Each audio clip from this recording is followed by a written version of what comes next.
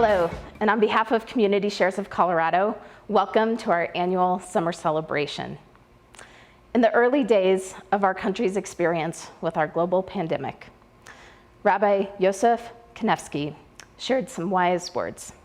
He wrote, "The very last thing we need right now is a mindset of mutual distancing. We actually need to be thinking the exact opposite way.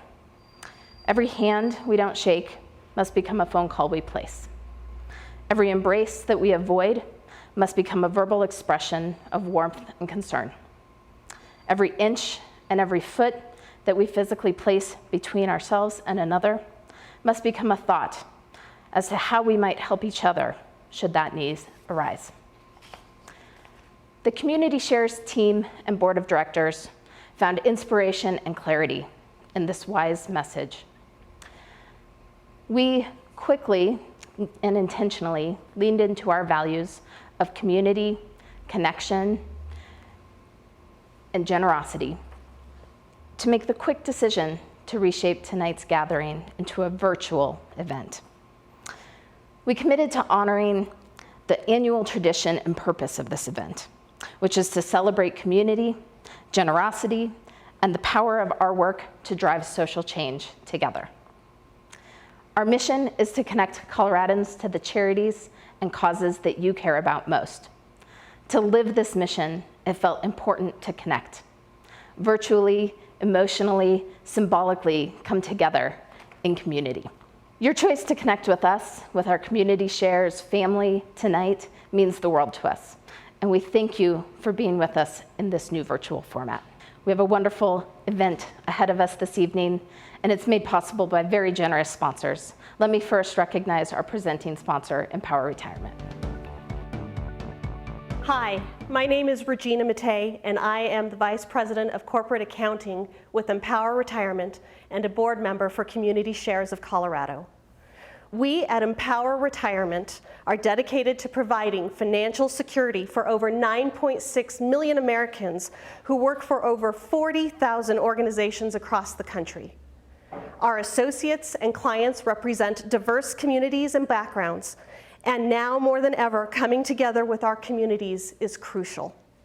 Empower is proud to be the presenting sponsor for the Community Shares first ever virtual summer celebration to honor Colorado's giving community and discuss the important issue of food equity. I am proud to be part of Community Shares board because of their commitment to the people and communities throughout Colorado. Their dedication to inclusiveness and equity is pervasive in the work they do. Community Shares helps to foster the critical link that creates partnerships with and between the public, private, and nonprofit sectors. It is an honor to be here with all of you this evening to celebrate the robust philanthropic community in Colorado and the important work of Community Shares. I am so excited to have the chance to hear from soul food scholar Adrian E. Miller as we explore access to healthy food options and reaching those in need. Adrian's recipes focus not only on incredible flavor, but also the cultural significance a dish can play. And I, for one, cannot wait to see what he cooks up this evening. Thank you all for joining us, and enjoy. Our work and our success is so closely tied to all of our friends who are joining us virtually this evening. Our member nonprofits who are doing the important change-making work in our community every day. Our business partners and our public sector partners who are committed to engagement and social responsibility. And the thousands of individuals who have selected Community Shares as your partner in philanthropy. Thank you. Tonight would not be possible without the generous support, leadership, adaptability, flexibility, and inspiration from our board of directors. We couldn't have made this night happen without your support. Thank you. You all know our amazing Community Shares staff. They are creative, they are committed, they are thoughtful, and they are so committed to ensuring every donor has the perfect experience. A big thank you to the hardest working team I know. Thank you, Cortland, Sarah, Becky, Manal, Ashley, and Julie. You guys are fantastic. You know, as we move to a virtual event, I'd like to thank our sponsors for their generosity their creativity, and their flexibility. We thank you for coming with us as we've moved from an in-person proposal to a virtual gathering. Thank you. Our presenting sponsors this evening are Empower Retirement and the Walter S. Rosenberry III Charitable Fund. Thank you for your leadership support. Our visionary sponsors are Eventful Productions and Stir Cooking School, who made this experience one to remember. Thank you to our pace setter sponsor, InBank, and our community leader sponsor, National Renewable Energy Laboratory. Thank you to our shareholder level sponsors, Joe Morrow of JFM Consulting, Thomas and Lisa Cook, and Trinity Partners. Thank you. And thank you to our friend sponsors, Becky Herlinger, Jim and Sandy Corlett, Tom Stites, Mimi and David Tamron, David Temple, Carolyn Thornton, and Tammy Mulligan. Thank you. All of the logistics that go into bringing this event to you tonight have been made to look seamless, and we thank our event partners for their help in making that a reality. Thank you, Ann Drake, Open Media Foundation, and Lorenzo Chavez Photography. You've made this event come to life. Thank you. And finally, an additional thanks to all of our supporters and contributors who've joined us in the past few days with your contributions. We have a fantastic conversation ahead tonight with Adrienne Miller. We'll be examining the intersection between food, hunger, equity, and social justice, and how we ensure food is delivered in a just and sustainable way to everyone in our community. Cortland Powers is our Director of Philanthropic Partnerships. She's going to be moderating the conversation with Adrienne. I'm going to pass it to Kathy Underhill, who's going to introduce Adrienne and share his biography. Thanks. Good evening. Welcome to Community Share's Summer Celebration 2020. My name is Kathy Underhill, and I'm so pleased to be doing a video introduction for Adrienne Miller's conversation with Cortland Powers this evening about food justice. Before I do the introduction, I'm going to go off script, which, I'm kind of known to do, and do a quick plug for Community Shares. Tonight is the only night that they fundraise for themselves instead of the nonprofits that they work with. I have chosen to donate a painting, please bid on it, and become a sponsor. And I say this not to prop myself up, but rather to encourage your generosity. Please be generous tonight. Community Shares works with nonprofits that could not be more timely for our country and our state today, that work on racial justice, social justice, the environment, and community-led arts. So please, please, please be generous tonight. Okay, back to the script. So Adrienne Miller. Adrienne Miller is an attorney by training. He worked for the Clinton White House. He worked for Governor Bill Ritter's administration at the Bell Policy Center, and is currently the executive director of the Colorado Council on Churches. He's also an author. He is the author of Soul Food, which is a James Beard award-winning book. He is the author of The President's Kitchen Cabinet, and he's currently working on a book called Black Smoke, which is about the history of African-American barbecue, and I cannot wait to read it. Adrienne is also just an all-around amazing person. He and I worked together when he was working for the Ritter administration and I was the CEO of Hunger Free Colorado. We joined forces and Colorado became the first state in the country to have an executive order about the issue of childhood hunger. And working together, good government that was for the people and the nonprofit sector, we were able to increase school breakfast participation in the state of Colorado with millions and millions of more meals for kids every day. In fact, we went from 44th in the nation to 11th in school breakfast participation. We were able to triple the number of summer meal sites. So it was a great partnership and what can happen, again, when you have good government and a strong nonprofit sector. So without further ado, Adrienne Miller and Cortland Powers, sit back and enjoy a conversation about food justice, food equity, the food system, and the history of food. Have a wonderful evening. Thank you for that introduction, Kathy. I am so excited to be here with Community Shares for its summer celebration. I'm looking forward to have a conversation about food equity and hunger and the role that food plays in our communities. But before we get to all of that, let's do the thing that we really enjoy about food, cooking it and eating it. All right, so right now we're going to demonstrate a recipe from my book on soul food, and this is one of the most popular recipes I have. Just a note to you, I got this from an ex-girlfriend, so I'm just going to offer a pro tip. If you are dating someone who's a good cook, do what you can to stay with that person. But if you notice that the relationship is starting to get a little rocky, I can tell you from personal experience, it's a lot easier to get the recipes before you break up. All right, so first thing we're going to do is get catfish. And you can get this at most stores. Sometimes it's frozen, you may have to thaw it out. But usually a store that caters to an African-American neighborhood is going to carry catfish like this. And what I like to do as a serving portion, you could certainly do an entire fillet here, but I like to cut it in half. So we're just going to get our knife here and just going to cut it horizontally to create a piece like this.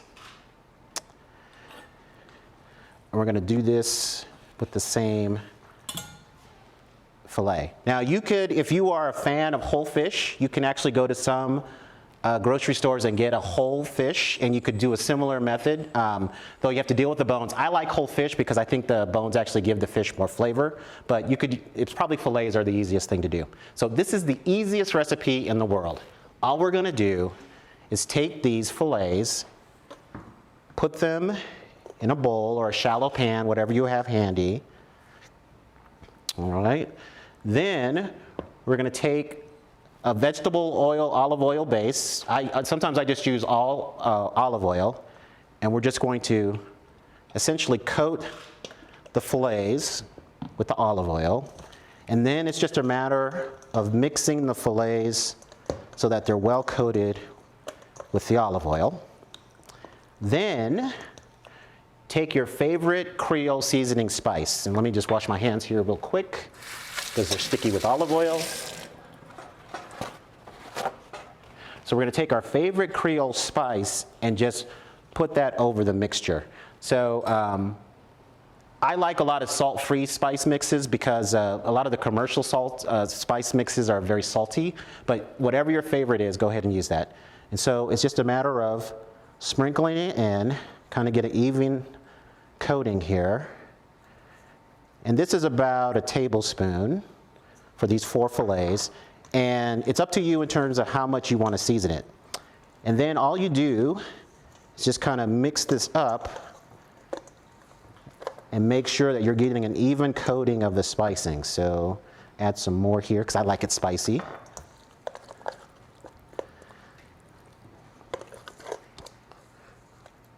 All right, now if you have time, I would let it sit for maybe 15 or 20 minutes in the refrigerator, but these are ready to go right now. So then we're going to get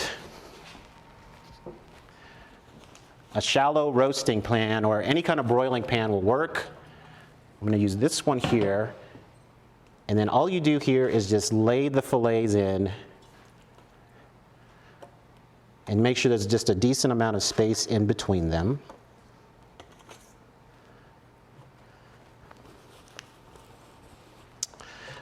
Like this.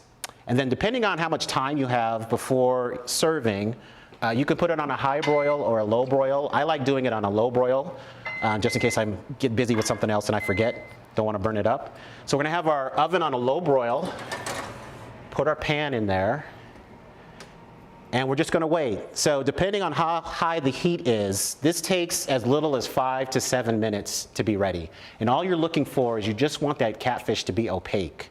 Once it's opaque, you know that it's pretty much done. And then you can maybe cook it a little bit longer if you want some crispiness there, but once it's opaque, it's done. And we'll just take that out of the oven and plate it. All right, our catfish is ready, so let's take a look at it.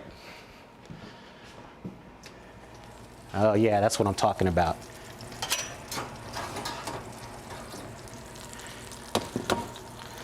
Nice. Oops. It's nice and hot.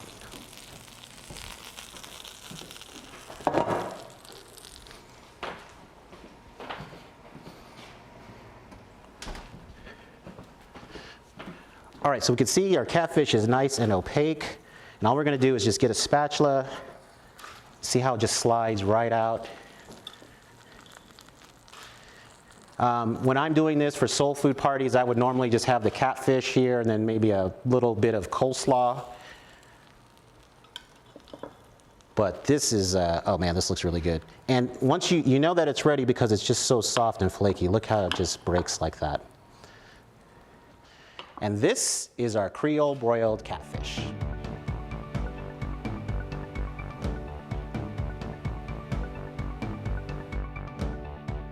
Now we're going to make some macaroni and cheese, and this is a recipe from Julia Moskin and the New York Times, and it's one of the weirdest and easiest mac and cheese recipes I've ever used. I was very skeptical about this one because you don't actually cook the pasta first. I know you're saying, what? But yeah, I'm telling you, it's on point every time.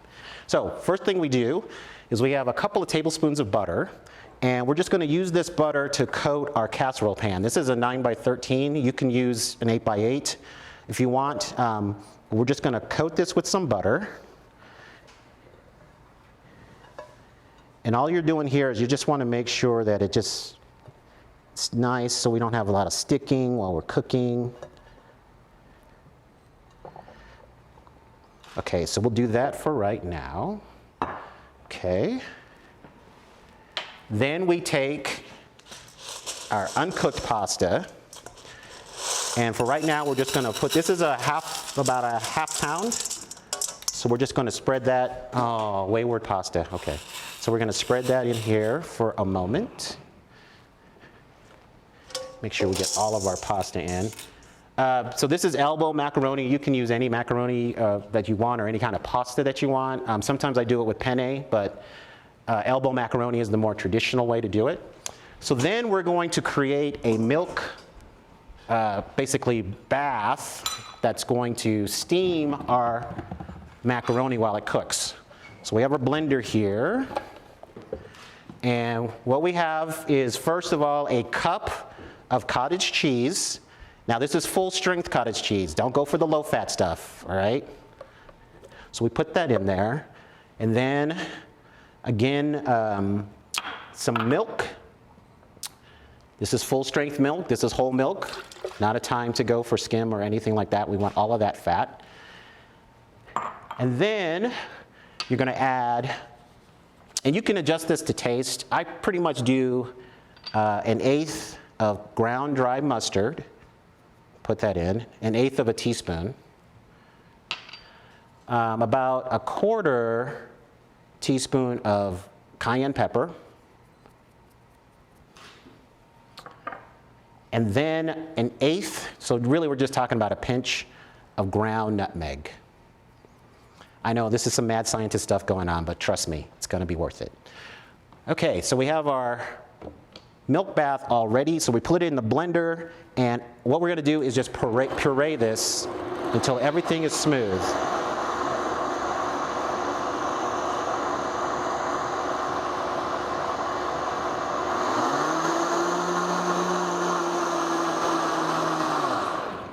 All right, let's just take a look at that. It's looking pretty smooth to me. We'll test it with this. Yeah. All right, so once we have this all set, we're going to pour our milk bath into the macaroni mixture.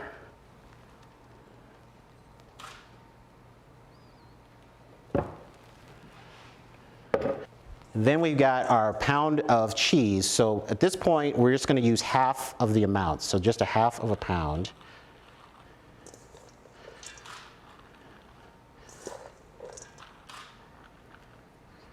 Okay.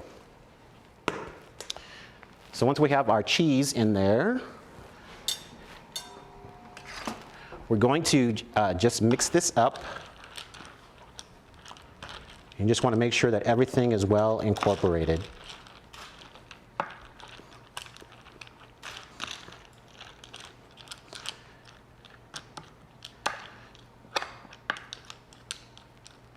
I'm going to put a little bit more in here.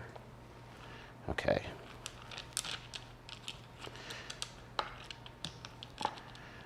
All right, once it's well incorporated, and essentially we're just going to take some butter and break it up and just dot the cheese. So we're going to put it throughout the cheese here. And I'm thinking just like a tablespoon or so of the butter. You don't need a lot at this point because we're going to put a lot more in a moment. Okay, so we've got our butter in there. Then we're going to get some aluminum foil. We're going to tear off enough to seal the mac and cheese. All right, so just enough to cover it up. All right, and seal the mac and cheese. So what this is going to do is going to create a closed environment so that the mac and cheese steams while it's cooking. So that's how the pasta gets cooked. And so you have an oven at about 375. We're going to put it in there for 30 minutes.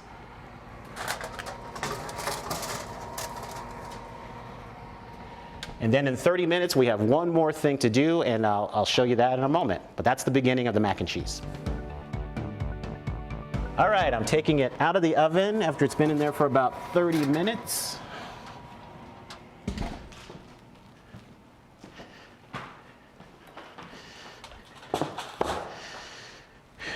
And then what we'll do is we just take this foil off.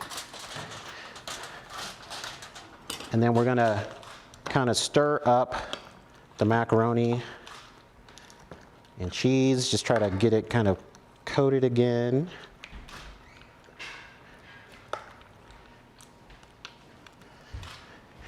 And then the remaining butter that we have, we're going to first take the remaining ½ pound of cheese.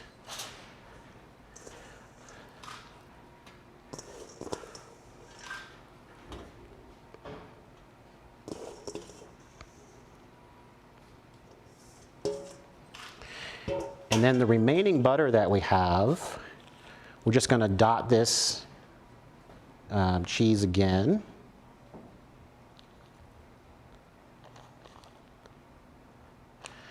You know, just kind of intersperse it throughout the mixture here. I'm gonna put this one in the middle because it's a big dot. And then I'm gonna add just a little bit of salt, just a little bit. And then maybe just a dash of pepper as well.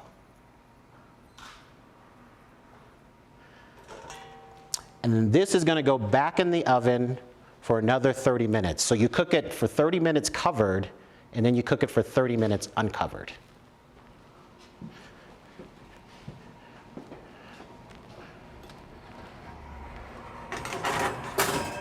All right, we're just going to leave it in the oven for 30 minutes, and we'll check it then.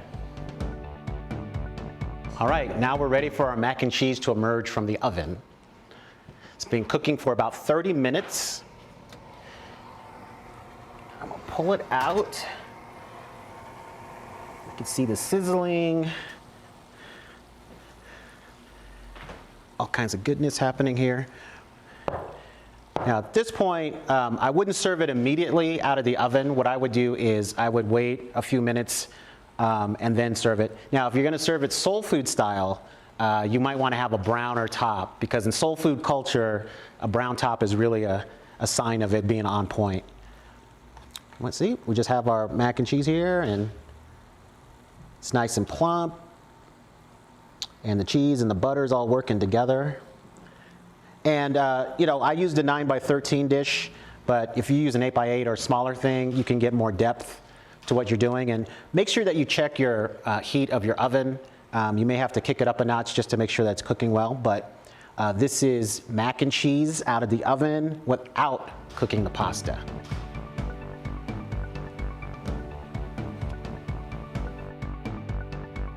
Thank you, Agent, for being here with us today, and thank you so much for that amazing cooking demonstration. For those of you watching, it tastes just as great as it looked.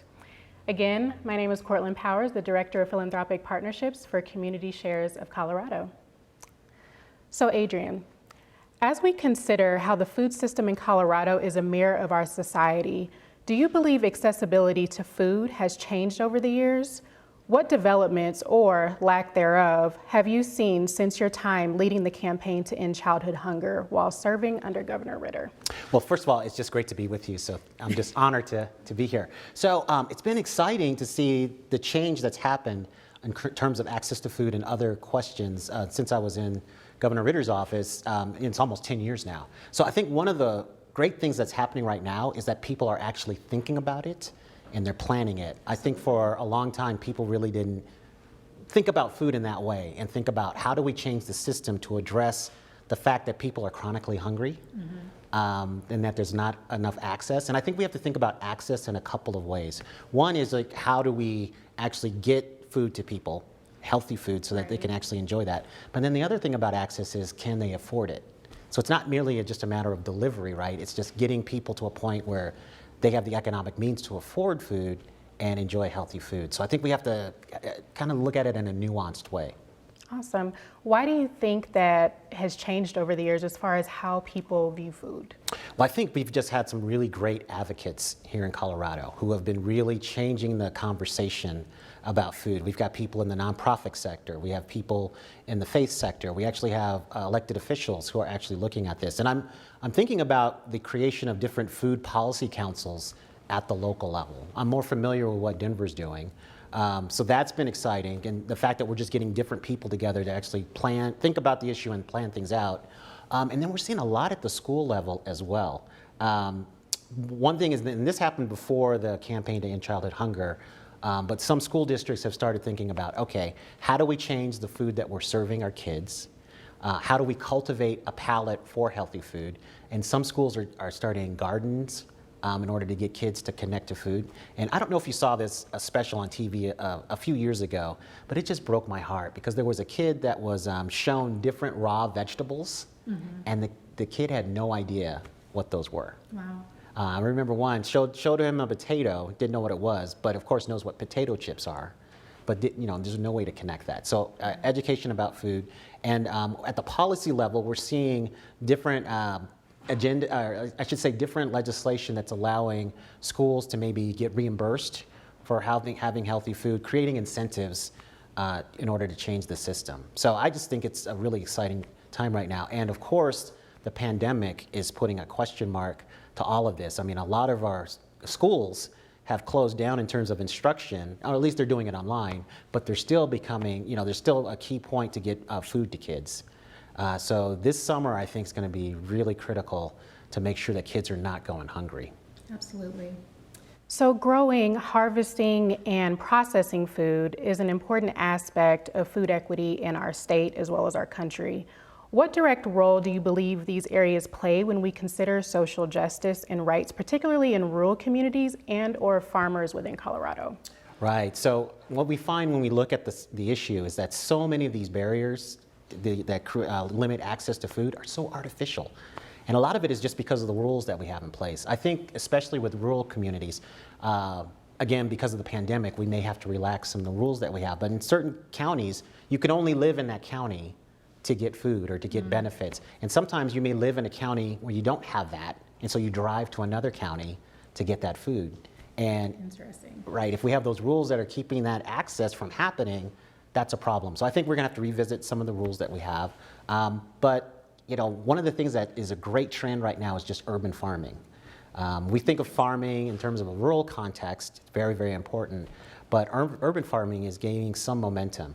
And what people are finding out at the entry point is that farming, gardening is hard. I mean, we romanticize it a little bit, but it's actually hard work.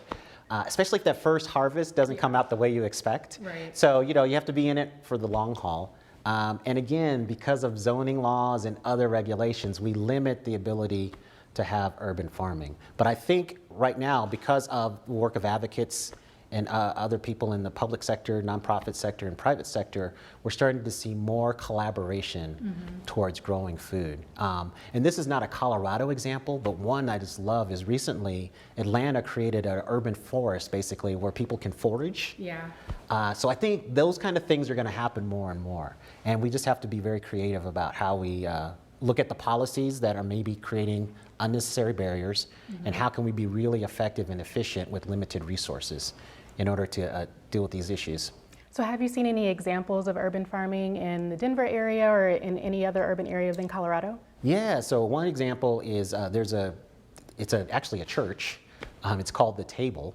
And so what they do is they recruit people to have gardens on their lawns.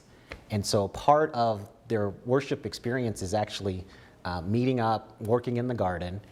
There's work that goes on all throughout the week. And then at certain points during the year, they harvest that garden and just give away the food for free. So they just set up a food stand on the corner. So one of the challenges are for an organization like that to find people who are willing to allow gardening or farming on their yard.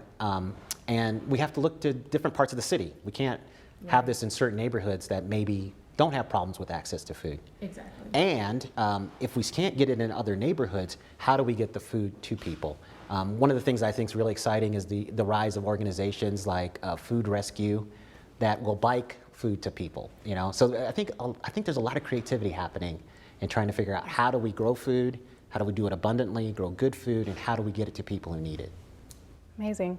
So then to glean from that conversation on growing, harvesting, and processing, I'd like to talk about nutrition as an aspect of food equity.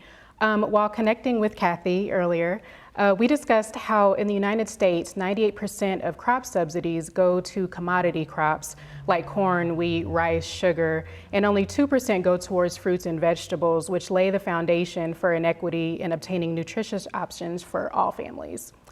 As discussed, when faced with ensuring that children don't go to bed hungry, a parent will choose items like ramen noodles, mac and cheese, et cetera, versus purchasing fruit, which costs significantly more in some spaces. In your opinion, what are the ways that we can fill the gap in food equity in Colorado so we can continue to assist people in need? So I think it's a question of values. Our subsidies, they tell us where we're putting our values in terms of how much money we're putting in a certain thing. So Absolutely. we have to recalibrate that for sure. But I think we need to look at the other side of the equation, the consumer side of the equation. And this is where I think the state can help. How are we subsidizing eating, and food purchases for those who really need it? If we created more programs that would allow people to have money to buy things, then price is not so much of an issue anymore. But it's out of whack. There's much more subsidies on the growing side of the equation than on the consumer side. And then I found a really interesting study by Stanford University. And what they found is it's not always about the price. Typically for parents, low-income parents, they're often telling their kids no because they can't buy this or buy that. And so buying that can of soda or that's a way of saying yes to something. That's a way of saying I love you. So it's really, so that's part of the equation. I think price is probably the dominant part. But as we start thinking about food equity, not only for all the population, we know that our subsidies are really kind of hiding the real cost of food in many cases. And so we have to talk about what's the real cost of food, looking at the producers, investigating questions of animal welfare, workers' rights, and then we have to look on the other side of the equation, like how much does food cost? How do we help people afford that food and get that food? Absolutely. So food is more than just an essential need for survival physically. There is a social component that lends itself to existence and experience as human beings. So as a soul food scholar and chef, I'd like to know your views on how what we eat ties into our culture, history, and society. How have societal trends impacted historical traditions like soul food, barbecue, et cetera? Yeah, so in addition to survival, what I like to tell people is that cooking food for someone is an act of love because you're basically expressing that you care about their life. Even if the food is straight nasty, the fact that somebody went to all that trouble to do that shows it's an expression of love. Right. So in the soul food context, I think of food as community. And a lot of food has a story behind it. Sometimes it's the story of a people. Soul food is the story of movement. The forced movement from West Africa to the Americas, experience with slavery, people leaving the South for the Great Migration, and how that food changed over time. And from that emerges two competing narratives. So in the soul food context, some is like, oh, that food is horrible, it was the master's leftovers, you're literally digesting white supremacy by celebrating this food. Right. But another part of the story is, no, it's about innovation and empowerment, because we took the nastiest stuff and made it delicious. It made it delicious. Right. And so I think we have to really pay attention to the storytelling about food, maybe get better about that. But for me, it's about community. It's how we connect to one another, and it forms an identity. Absolutely. So then follow-up question, what is your favorite soul food So my item favorite, to eat? Yeah, my favorite is greens Okay. and black-eyed peas. I just love those two things. I second the greens. I don't second the black-eyed You're peas. not feeling black-eyed peas? No, I'm not feeling the black-eyed peas too much. Now, when we say greens, we have to understand in soul food culture there are several greens. So the most popular, collards, kale, mustard, turnip, cabbage. I like to do mustard greens and turnip greens Okay. as a mix. And I usually have some smoked turkey to season it. Traditionally, it's been pork, but I do smoked turkey lately. And I like to tell people, if you've discovered kale in the last 5 to 10 years, welcome to the party, because Yeah. black people have been eating it for about 300. Right. Well, I'm a collard greens girl, so. Okay. All right. So as Well, our I'm curious, are you from, what part, are you from the South or?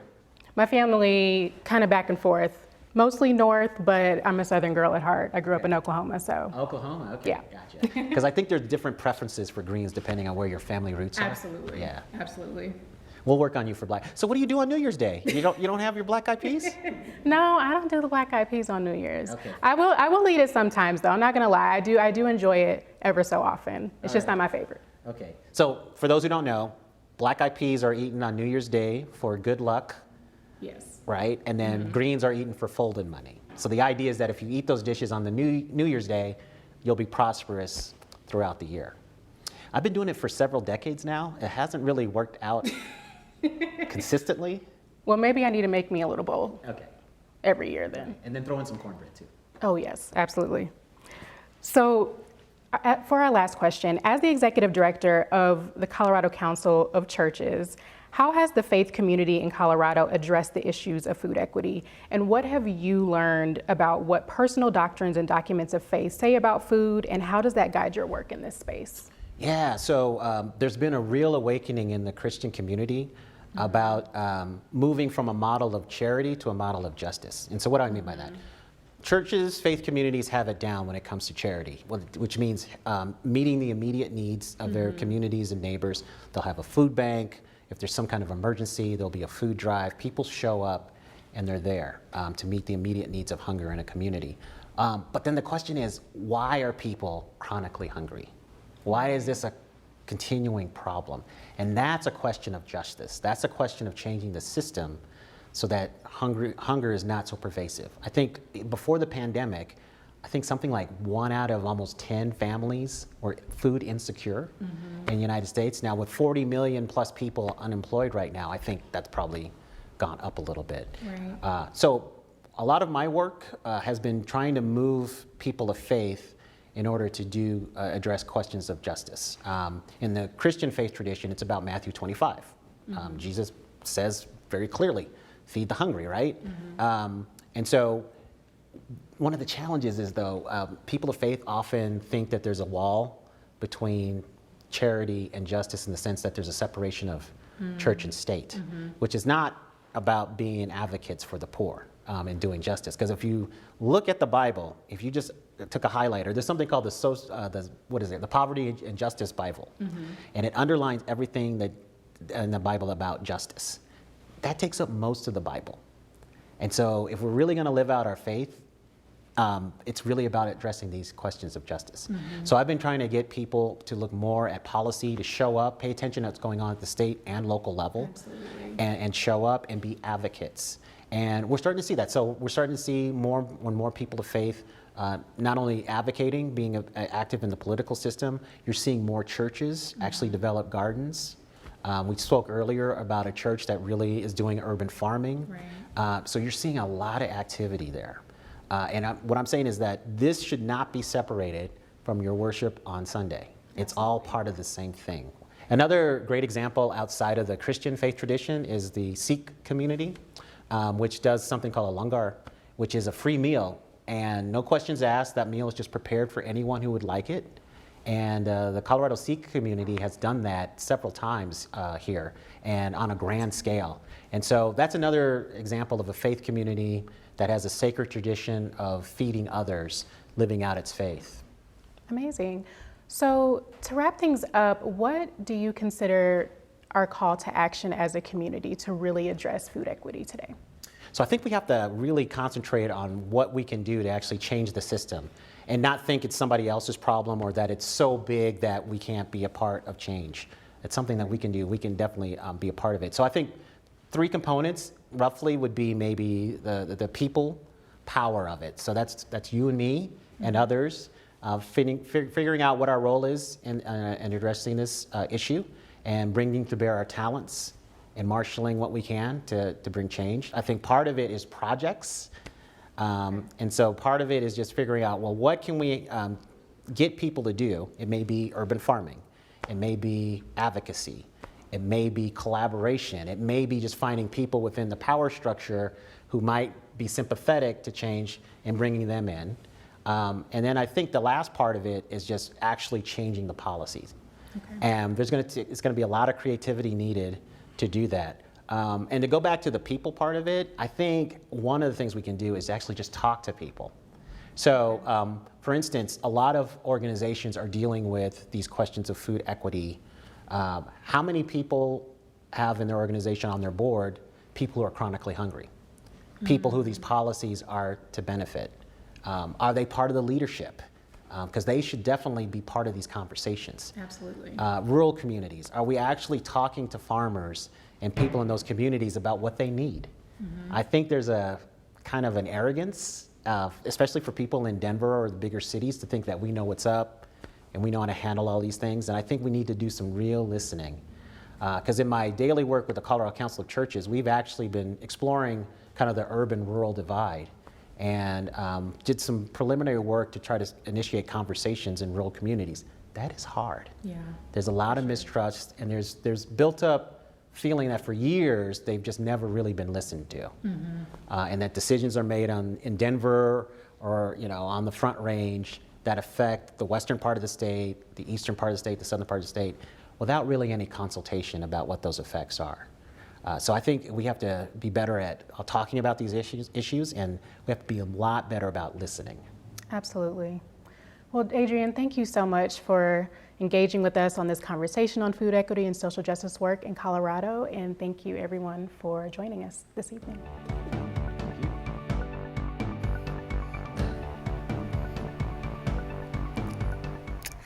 Hello and good evening. Welcome to our live portion of the Community Shares Summer Celebration. Thank you all so much for joining us, and what a fantastic conversation. I'd like to welcome our board member, Tom Stites, with us this evening. Thank you, Erin. Very excited to be here. And re-welcome Adrian Miller. Thank you for joining us this evening to continue the conversation that we started last week when we pre-recorded. Yeah, I'm glad to be with you. I'd like to start this evening by taking a moment to remember George Floyd, Breonna Taylor, Ahmaud Arbery. We share in the grief and the anger for the killing of these individuals and for the too many other Black lives cut too short. We have witnessed an important national, urgent call for conversation and action. Adrian, I know you've been a part of quite a few local community conversations over this past week. Would you share some of your reflections from this week with us? Be happy to, and thank you again for this opportunity to just share on this. So lately I've been thinking about 3 things. One is my father, 80-year-old man, grew up in the segregated South in rural Arkansas. I grew up in a part of the country where if you as a Black man looked a white person in the eye, you're asking for trouble. And every week I have dinner with him, and so last Sunday I just asked him, I said, Dad, what do you think about what's going on right now? And he said, in the mid-'60s, I just really thought that we had really gotten through all of this. After all that civil rights legislation had passed, I never thought we would be in a place now where it was so bad. And then I think about George Floyd, and I realize in my own experience, that could have easily been me. And that's what I carry around with me as an African American in this society. But I'm hopeful because I think of the words of Gianna Floyd, who is George Floyd's 6-year-old daughter, who said, "My daddy changed the world." So I hope that we can do our part to bring those words to full fruition and change the world. We've had so many opportunities before. We've come short. We have another moment to build on that and to build a shared future and a better world. So, Adrian, at our last summer celebration last year, we welcomed Carlotta Walls-Lanier to speak to us on racial justice and equity work in Colorado. She was the youngest member of the Little Rock Nine, who in 1957 were the first black students to attend Little Rock Central High School in Arkansas, escorted every day by the National Guard. And she left us with a quote and a call to inspiration, which is, "True heroism starts with one brave decision to do the right thing." Could you share with us some thoughts on brave decisions we could be making to help improve social justice and equity in Colorado? Sure. I think one thing that's important right now, and I'm going to use a food analogy because I'm all about food, is setting a welcome table. And what do I mean by that? I mean creating a space so that people with whom you disagree feel welcome to share what they're truly feeling, and that we both listen to each other and express what we're feeling, and then hold the tension if somebody says something that you think is completely whacked. That is going to be a challenge. That's not easy. But I think if we can start setting more welcome tables in our lives, and especially I think we need white spaces where white people are talking to each other about this, I think that will create a much needed breakthrough. Thank you, Adrian, and I love that welcome table. And as you've had, conversations and spoke with community, share with us some of the other conversations you're hearing in community, and how you'd like us, your hopes for how we move forward as a society. So I'll just give one example from a Facebook friend of mine. After recent events, she just went on her page and she said, "Hey, I want other white mothers like me to meet me in this park at a certain time, and we're just going to sit down and talk about this." And I think she had a lot of people, I want to say about 40 people show up, and they talked, and she actually made kind of a summary of what they discussed and posted that on her page. That, I think, was very, very powerful. Another thing that you all can do is to just support African Americans in this moment, and understand that African American community is not monolithic. There are going to be varying opinions about what's going on right now and what to do, but just listen and let people express what's on their heart. And then you can move forward to do what you think is appropriate for you. That means doing what you can where you are. And then this may sound trivial, but if you're on social media all the time, why don't you support people who you think are saying the right thing and help amplify their voices, because social media is the coin of the realm right now. And then there are other ways like supporting black businesses, but most importantly is to be an ally for changing systemic racism and bringing about racial justice. And that's going to take a collaborative effort, and it's going to take a while because we're dealing with things that have been operating for more than 4 centuries. First visited upon Native Americans, and then people of African descent in this country. So we have a lot of work to do, but I believe we can do it. Thank you so much. And thanks for joining us in this space of community and connection tonight. It is part of the spirit of our organization and event, and we're just thrilled to have you return for the second half with us. Thanks. So Community Shares prioritizes intentional partnerships that build a more socially and racially just Colorado. We consistently work to center anti-racism in this work and through the work of the nonprofits that we fund. This means that nonprofits that choose to work with us actively support the ideals and efforts to build a more inclusive and equitable Colorado. We lead with our values and our vision of shared progress for our community and for each other. We stand with our member nonprofits working on the front lines for justice, particularly justice for Black and Indigenous communities and people of color. By funding the work and amplifying the vital stories of our member nonprofits, We ensure donors across Colorado see and understand which organizations are doing the critical work of advancing social justice. Community Shares is resilient and relentless in our pursuit to ensure that causes like racial justice, immigrant rights, civil rights, reproductive justice, health equity, food justice, access to education and the arts, and wildlife and environmental conservation are all part of the dialogue in our community, in our philanthropy, and in our workplaces. We invite you at home to invest with us, invest in our work and in the work of our member nonprofits. We're so grateful, Adrian, that you've joined us tonight, and we're hoping you might help us kick off the philanthropic portion of our evening. Tom? Well, Community Shares, like so many nonprofits and businesses around the world, has had to assess and move really quickly in the past 3 months. Aaron, can you talk to us a little bit about what you're hearing from our nonprofits, how they're handling things during the pandemic, and our organization's role in helping them be resilient and recover in this process? Absolutely. And before I answer your question, Yeah. I'm going to ask Adrian to help us draw our first names for our wall of wine. Right, absolutely. So, as those of you at home hopefully know and are familiar with, we have an annual tradition for the summer celebration called the Wall of Wine. And usually we play this as a game for heads and tails. I should probably jump in here because I messed up one of my lines. But anyway, heads or tails, and it's basically a game of elimination where you stand up and either put your hand on your head or your hand on your tail.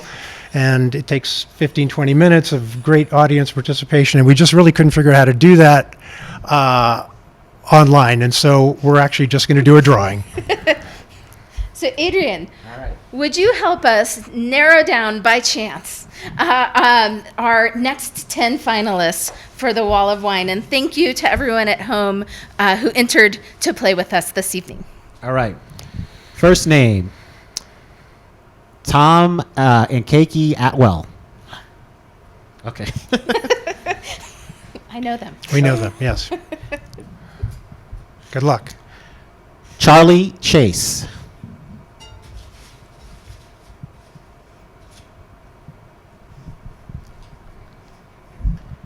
Catherine Gong.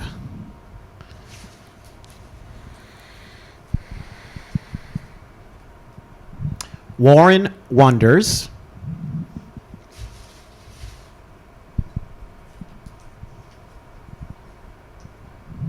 Kim Yuan Farrell.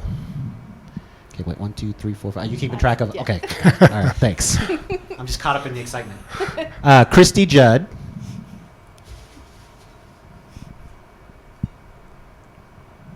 Ashley Cook.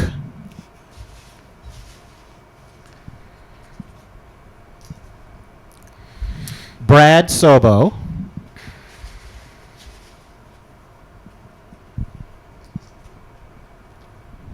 Lauren Carpenter.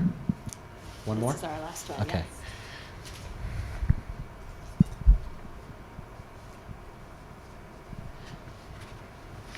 Tim Atwell. Let's draw another one. John Allen? Okay. We don't want any possible favoritism. Right. Mindy Evans. Thank you, Adrian. Yeah. Thank you. Yeah. So, should I repeat my question? Please. Thanks. All right. Well, it's been a crazy three months, and Community Shares, like many businesses and other organizations across the country, has had to react very quickly. And I'd like you to talk a little bit about what you're hearing from our nonprofits about how they're handling the pandemic and things that we're doing to help them be resilient and recover. Thanks. Yeah, so resoundingly, Community Shares heard from our nonprofit partners that they needed three things. They needed general operating funds, information and access to resources, and support. Support for leaders who are facing unprecedented uncertainties, and for staff whose capacity is overwhelmed by community need. Our three primary programs invest in the infrastructure of nonprofits, in order to respond to this call. So first, we invest in the financial infrastructure. We do this by fundraising general operating funds through our corporate social responsibility and our workplace giving programs. Since our founding, we've raised more than $38 million for Colorado nonprofits, collectively through thousands of workplace giving donors who give an average gift of $1 per workday. In April, we were able to quickly transition our operations remote and quickly expedite our distribution processes in order to send about $500,000 in workplace giving donations out the door earlier than we usually do. Second, we invest in nonprofit capacity. We invest to ensure the sustainability of mission-focused organizations so that they can best utilize the funds that we raise on their behalf. We accomplish this primarily through technical assistance and training. We quickly responded by collaborating with other capacity builders in our community to establish a list of resources that were available online, both for our member nonprofits as well as community members and our corporate partners as well. And third, we invest in the leadership, the expertise, and the resiliency of nonprofit leadership. We invest in the professionals of the social sector through our executive leadership program. Our ELI groups, as we call them, are professionally facilitated peer-to-peer support groups that provide both professional and personal development for nonprofit professionals. Our impact is in that extended network of support that's better able to respond to the dramatic changing needs of our community. This program has groups for executive directors, for managers, for all sorts of job functions. And then we have also started groups for young nonprofit professionals. We have a group working on diversity, equity, and inclusion for teams. And we have a leadership group for leaders of color. The resiliency of our leaders is so essential to our work every day to advocate and invest in justice, and is so essential to the capacity and the resiliency of the nonprofit sector. This is a program that we're really proud of. And I'm excited to announce tonight that as part of the kickoff of Pride Month, we will be launching an ELI group for LGBTQ professionals in the nonprofit sector in partnership with our member nonprofit, One Colorado. So looking forward to kicking that off to continue to invest in the financial, in the capacity, and in the leadership of the nonprofit sector. Thank you, Erin. So the work of Community Shares is really defined by investment in the capacity of nonprofits. Tonight we ask you at home to invest in our work to do just that. Help us be a strong and effective partner to Colorado nonprofits this coming year. So we're going to invite you to support us at a variety of suggested levels through our paddle raiser format. We hope you'll give to us in whatever amount works for you and works for your household and feels like a meaningful gift for you. You should have recently received a text with a link for the paddle raiser.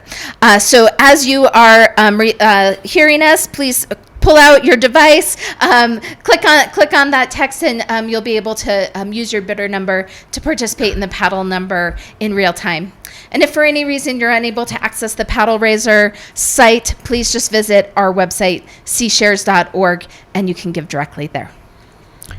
So our goal for tonight is to raise $20,000 through the paddle raiser, and we'd like to start by asking if there's anyone there who would like to start out strong by investing $1,500 in Community Shares. This will be a significant gift to accelerate our work and an investment in the infrastructure of Colorado nonprofits working for social justice. And we'll also open it for anyone who would like to donate $1,000. Who will stand with Community Shares to support our work with a $1,000 donation tonight? Thank you. I'm starting to see some donations come in. Thank you. For every dollar invested in Community Shares, we're able to leverage that donation through our programs into a $15 philanthropic impact. So thank you to our $1,000 givers and our everyday givers. Together, your gifts are leveraging exponentially the impact we're able to make philanthropically for the nonprofit sector. Your gift and our ability to leverage that really invests in this shared vision of justice and progress that we are working to drive this evening. Thank you. Yeah. So, what am I looking at? Just speak. We don't have a camera. Yeah, exactly. So, who will support this organization at the $500 level? We're asking for donors at $500. Yes, and when you give $500, Community Shares leverages that into a $7,500 investment in local philanthropic impact. $1 at a time, one donor at a time, Community Shares is building a more vital and vibrant Colorado. Thank you. I'm going to just read a couple names. Krista Kilgus, Mindy Evans, Cindy Chang, and Jordan Macknick. Thank you so much for donating tonight. David Temple, one of our board members. Thank you, David. Thank you to Deanna Costa, James and Sandy Corlett. Thank you for giving this evening. Sarah Maxwell, thank you so much. Ashley Cook, Becky Herlinger. Our staff is showing up with some really generous gifts this evening. Jim Francis, thank you. Judy Calhoun, Leah Devereaux, thank you. Megan, sorry, go ahead. ahead, No, Bob. I'm just going to read Megan Davenport and Alyssa Kopp. Thank you very much. Genevieve Laka, thank you. So we are so grateful for everybody participating tonight, and we know that you're participating at a variety of levels. Let me talk a little bit about the next level we're going to ask you to consider. Of $250. So our friends of Community Shares know that $250 represents a special and empowering number for our organization. As we're in community, as we are fundraising through workplace giving programs, and sharing the important work of our member nonprofits, we see employees across Colorado respond generously. Our average donation is about $1 per workday, which is about $250 over the year. It's about $10 per paycheck, about $250 over the year. So we often ask our members to share with us, what can you do with $1 a day? What impact can we help you make in community with $1 a day? So tonight we invite you to join us by giving $250. Thank you.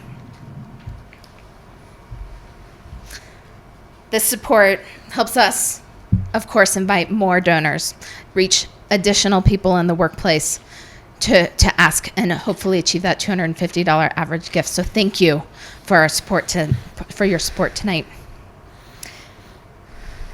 I see lots of new names coming in. I think as we wait for those to catch up, and before we go to our next level, we'll ask if Adrian will help us see who advances from our final 10 to our final 3 to win our wall of wine this evening.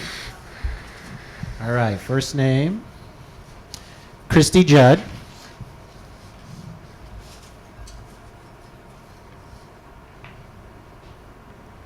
Catherine Gong.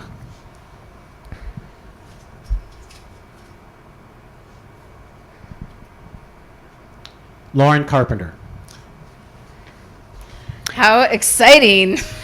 And we'd also like to thank the Community Shares Board of Directors for their donations to putting together this magnificent wall of wine that we'll be giving away tonight.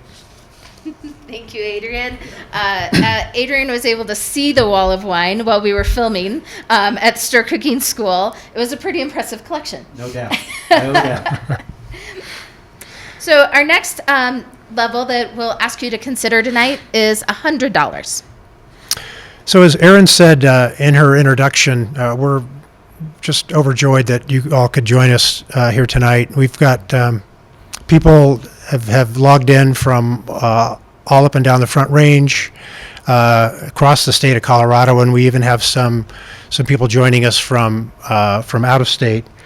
As we move to the next few levels of giving, I'd like you to think about the value of your experience tonight.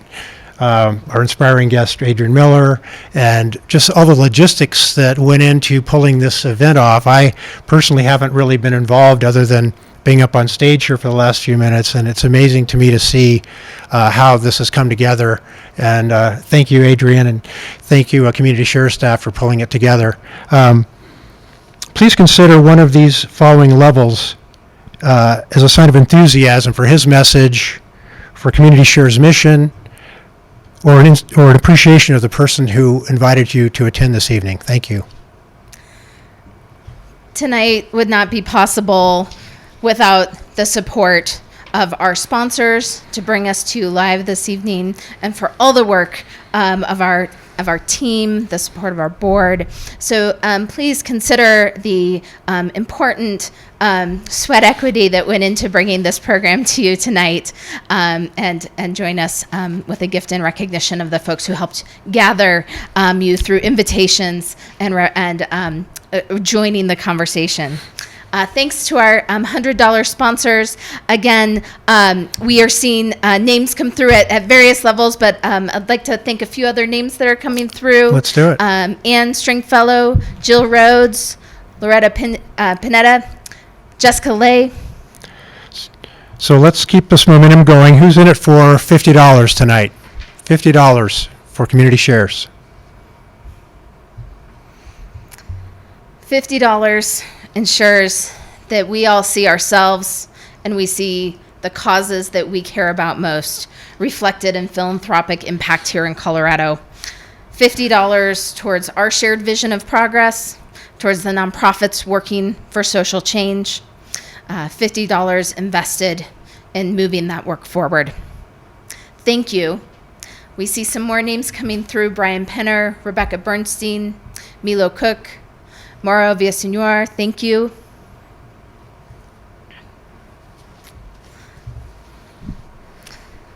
All right, let's move on to our $25 level. Now, I'd like to acknowledge two of our longtime and very special friends of Community Shares, Brenda Rausch and Renee Ripple. Brenda and Renee are big believers in the power of philanthropy. They have generously pledged to match every $25 gift that's given tonight. That's a very generous contribution and a very generous pledge.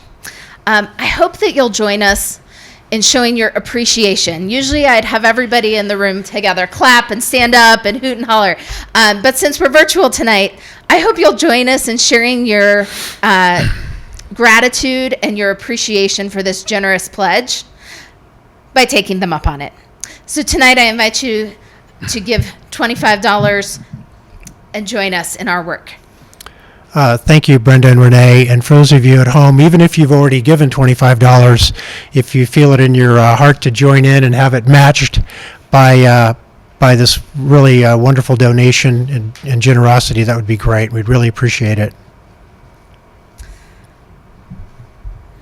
So we've got some more names: Amber Crosby, Kathleen Cronin, Tessa Stamper. Thank you so much for donating. Angela Mayer. $25. $25 is a great place to start to step towards social change. If you haven't had an opportunity to give yet tonight, I invite you to consider a gift at our $25 level, and you'll double that through our generous match from Brenda and Renee. Thank you so much. We're seeing some more names come through here, and thank you. We're looking like we're on our way to our goal. Thank you, everybody, for giving. We'll ask you to keep giving generously and often. Thank you.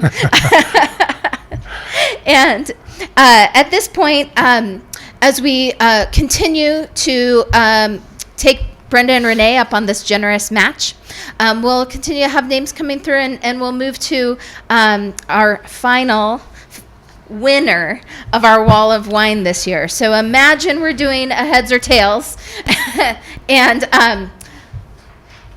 let's do it.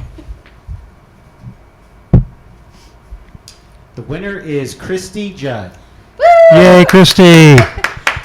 Congratulations, Christy. The Community Share staff will be contacting you. Cheers. On behalf of the Board of Directors, thank you all for joining us this evening, and thank you very much for your generous support. We couldn't do it without you. Well, this night wouldn't be possible with a whole lot of people, so I'm going to take a few minutes to say a few more thank yous. First, I'd like to thank Adrian for joining us. Thank you for the demonstration. I got to enjoy some of the mac and cheese, which was fabulous. Thank you for the conversation and for the inspirational call to action. My pleasure, my pleasure. We're thrilled you were with us. I'd like to thank Cortland Powers for leading the conversation with Adrian, and I'd like to thank the entire Community Share staff for all the hard work that goes into making this event happen. I'd also like to say a special thank you again to our Board of Directors for their flexibility and confidence in moving with us to this virtual event, and our sponsors this evening. I hope you were able to see the sponsor reel as we were introducing the program this evening. And thank you to all of the sponsors who joined us over the past few days. You've really made this possible tonight. So virtual checkout will be through your phone. You'll receive another link that right as the event closes, a text to invite you and prompt you to check out to complete your purchases either through the silent auction or through your gift through the paddle raiser. You can also, if for some reason you don't receive that text, you can go to our registration site, and at the top ribbon you'll see a self-checkout prompt, and you're welcome to check out there as well. So before we wrap up, thank you, Tom, for joining me this evening. Honor to be here, Aaron. Thank you so much. Thank you to Open Media Foundation for literally bringing this to life and bringing us to your living rooms. And thank you to Eventful Productions for the wonderful event boxes that were delivered to many of our guests who purchased them this evening. So I hope you could feel it. I know we felt it. I can feel it watching the generous support continue to come through. The connection and the generosity that we feel tonight extends through our televisions, through our screens, to virtually feel connected. And this is really what Community Shares is about, accelerating the power of community, our shared, intentional, and consistent investment in justice and progress. And together, with your support and with your investment, we'll continue to work to move that work forward. Thank you for joining us tonight.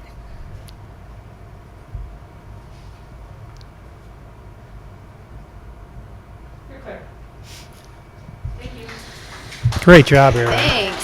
Thank you. You gave me one job and I still messed it up. No, you didn't mess it up. Oh, yeah, good job. What are you talking about? Sorry, I put my first set of notes away. Moving on to script number 2.